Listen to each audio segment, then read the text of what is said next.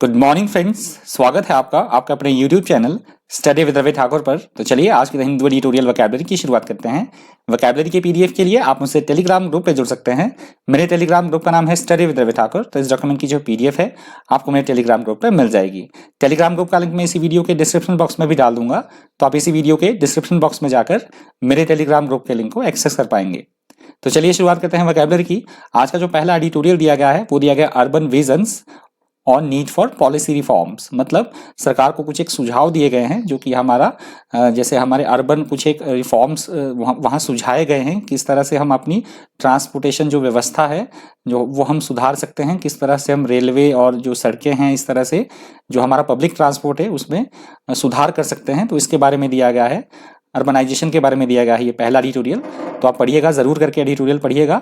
और जो हमारा दूसरा एडिटोरियल दिया गया है, दूसरा एडिटोरियल स्पोर्ट्स से मोटिवेटेड है। दूसरे एडिटोरियल में अभी जो इंग्लैंड की टीम है वो भारत दौरे पे आ रही है और यहाँ पे अभी फ्राइडे से फ्राइडे से जो है आपका पहला मैच शुरू होगा। परसों से मतलब कल से, फ्राइडे से। तो पहले टेस्ट होगा, उसके बाद मतलब 4 टेस्ट हैं, उसके बाद आपका 3 शायद ओडीआई हैं और 5 आपके T20 है। तो जो दूसरा एडिटोरियल है वो स्पोर्ट्स मोटिवेटेड है, तो इसके बारे में दिया गया। आप दोनों एडिटोरियल पढ़ लीजिएगा। आप एडिटोरियल पढ़ सकते हैं, आप प्ले स्टोर से जाके द हिंदू ऐप डाउनलोड करके एडिटोरियल ज़रूर पढ़ा कीजिए। मैं डेली बेसिस पे आपको बोलता हूँ कि आप एडिटोरियल पढ़ा कीजिए, तब तक आपको वोकैबुलरी समझ नहीं आएगी जब तक आप एडिटोरियल नहीं पढ़ोगे। तो चलिए शुरुआत करते हैं आज की वोकैबुलरी की। आज की वोकैबुलरी का पहला वर्ड है परवर्स। परवर्स यहाँ पे एडजेक्टिव की तरह यूज हुआ है। परवर्स का मतलब होता है किसी भी चीज का उल्टा असर होना, प्रतिकूल प्रभाव होना, उसे बोला जाता है perverse.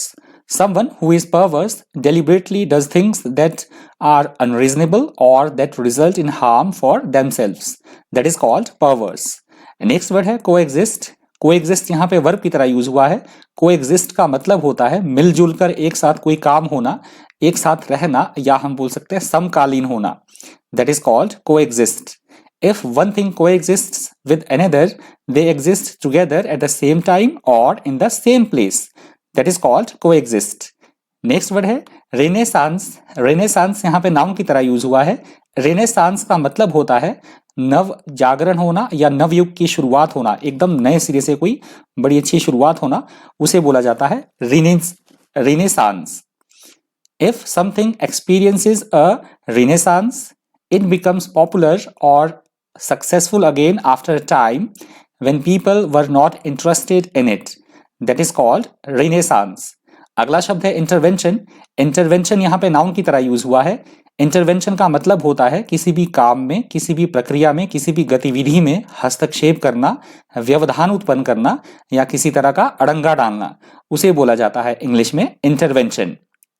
Intervention is the act of intervening in a situation. That is called intervention. Next word है paradigm. Paradigm यहाँ पे नाउन की तरह यूज हुआ है। Paradigm का मतलब होता है किसी भी चीज का हम एक आदर्श उदाहरण पेश कर रहे हैं, आदर्श एक नमूना पेश कर रहे हैं, एक आदर्श मिसाल होना, उसे बोला जाता है इंग्लिश में paradigm. A paradigm is a model for something that explains it or shows how it can be produced. That is called paradigm. Next word है suburbs. सबअर्ब्स यहाँ पे नाउन की तरह यूज हुआ है। सबअर्ब्स का मतलब होता है जो शहर का जो मेन पार्ट होता है, शहर का जो मुख्य भाग होता है, उसके बाहर का नगर, हम बोल सकते हैं उसको कस्बा या उपनगर। जो मेन जो हमारा सिटी है उससे बाहर थोड़ा सा हट के कोई गांव या शहर होगा, थोड़ा उपनगर होगा, उसको बोला उपनगर होगा छोटा सा, उसको बोला जाता है सबअर्ब्स। अ सबअर्ब ऑफ अ सिटी और large town is smaller area which is part of the city or large town but is outside its center. That is called suburbs. Next word है, यहां से आपका दूसरा ट्यूटोरियल शुरू है। देखिए, all to play for on England's tour of India. पहला word है इसका फ्रेंजीड। फ्रेंजीड यहाँ पे एडजेक्टिव की तरह यूज हुआ है। फ्रेंजीड का मतलब होता है उत्तेजित होना, उत्साहित होना, बहुत ज्यादा। जैसे अभी टेस्ट शुरू हो रहा, काफी समय के बाद देखिए चल ही रहे हैं, अभी स्पोर्ट्स शुरू हो ही रहा है धीरे धीरे, ड्यू टू कोविड के कारण नहीं हो पाया 1 साल तक। तो लोगों में क्या है, बहुत ज्यादा उत्साह होना, उत्तेजना होना, तो उसे बोला गया है frenzied. Frenzied activities or actions are wild, excited and uncontrolled. मतलब अनियंत्रित होना, उत्साहित होना, बहुत ज्यादा उत्तेजित होना, that is called frenzied. अगला शब्द है कंक्लूड। कंक्लूड यहाँ पे वर्ब की तरह यूज हुआ है। कंक्लूड का मतलब होता है किसी भी चीज का परिणाम निकलना, समेट देना, किसी भी चीज को समाप्त कर देना, समाप्ति हो जाना किसी चीज की, that is called conclude. When something concludes or when you conclude it, you end it. That is called conclude. Next word है angst. angst यहाँ पे नाउन की तरह यूज हुआ है। angst का मतलब होता है चिंता की स्थिति होना, किसी भी तरह की घबराहट की स्थिति होना, निराशा की स्थिति होना, तो उसको बोला जाता है angst. angst is a feeling of anxiety and worry. That is called angst. अगला शब्द है triumph. ट्रायम्फ यहाँ पे नाउन की तरह यूज हुआ है। ट्रायम्फ का मतलब होता है सफलता, जब हमें सफलता मिलती है या विजय मिलती है किसी चीज में, उसकी खुशी मनाना, उसका उल्लास मनाना, उसे बोला जाता है इंग्लिश में triumph. A triumph is a great success और achievement, often one that has been gained with a lot of skill और effort, that is called triumph. Next word है बोल्स्टर्ड। बोल्स्टर्ड यहाँ पे नाउन की तरह यूज हुआ है। बोल्स्टर्ड का मतलब होता है किसी को किसी तरह की कोई सहायता प्रदान करना, बढ़ावा देना किसी क्रिया को, किसी भी काम को, या प्रेरणा देना, किसी को प्रेरित करना किसी काम के लिए, तो उसको बोला जाता है bolstered. If you bolster something such as someone's confidence और courage, you increase it, that is called bolstered. Next word है एम्बुश्ड। एम्बुश्ड यहाँ पे नाउन की तरह यूज हुआ है। एम्बुश्ड का मतलब होता है ये लड़ाई या झगड़े के लिए, जैसे लड़ाई या आक्रमण करना किसी के ऊपर, घात लगाकर चोरी छुपे, जैसे आतंकवादी करते हैं हमला, घात लगाकर हमला करना, आक्रमण करना, जो एक्चुअली में एम्बुश्ड का मीनिंग होता है, जो एडिटोरियल में दिया गया है। क्योंकि हमें पता है ये जो एडिटोरियल है वो स्पोर्ट्स मोटिवेटेड है, तो वही जो जब बॉलर कोई बॉलिंग करता है या कोई बैट्समैन जो बैटिंग करता है, तो आक्रामक तरीके से आक्रमण करना, तो उस कंटेक्स्ट में यूज हुआ है ये word एम्बुश्ड। If a group of people ambush their enemies, they attack them after hiding and waiting for them. That is called ambushed. Next word है glean. Glean यहाँ पे verb की तरह यूज हुआ है। Glean का मतलब होता है किसी भी तरह के सूचना को या किसी भी तरह के ज्ञान को प्राप्त करना, गेन करना, जो इसका मतलब होता है ग्लीन का। एडिटोरियल में जो इसका मतलब हुआ है वो हुआ है उसी जो जीत है, जीत को बटोरना, जीत को, विक्ट्री को बटोरना, प्राप्त करना, विक्ट्री को जीतना, जीतने को मतलब जीत को हासिल करना, बटोरना, उसको बोला गया है ग्लीन। अदरवाइज इसका मतलब ये भी होता है किसी तरह की सूचना को या किसी तरह के ज्ञान को प्राप्त करना, उसको बोला जाता है ग्लीन।